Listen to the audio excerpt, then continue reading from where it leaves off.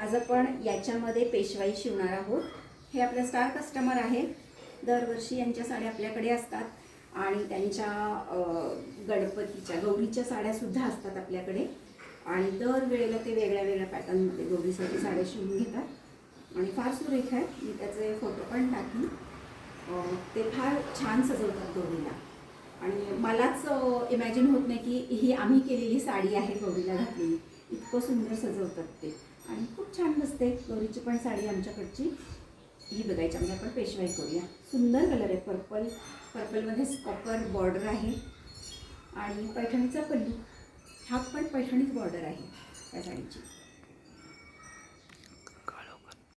तर ही आपली साडी तयार झालेली आहे। ताना मटेरियलमध्ये पर्पल कलर, पेशवाई ओचा बनवलेला आहे आपण याला क्लायंटच्या रिक्वायरमेंटप्रमाणे। तर आपण हे जे ताना मटेरियल आहे याच्यामध्ये सगळ्या प्रकारच्या साड्या नाही बनवायच्या।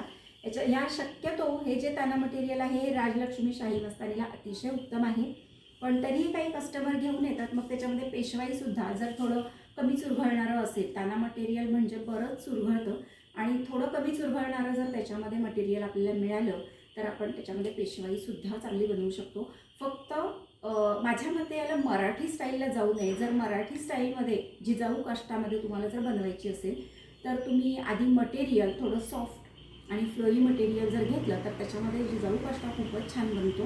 तर तुम्ही ताना मटेरियल जेव्हा घेता तर ते घ्यायच्या आधी तुम्ही कोणती स्टाईल शिवणार आहात ते आधी विचार करा। कोणतंही मटेरियल घेताना आधी कोणती स्टाईल आपल्याला बनवायची आहे त्याचा विचार करून जर तुम्ही मटेरियलला गेला तर फारच उत्तम आहे। जर तुम्हाला आमच्या पोस्ट आवडत असतील तर नक्की चॅनलला सबस्क्राईब करा।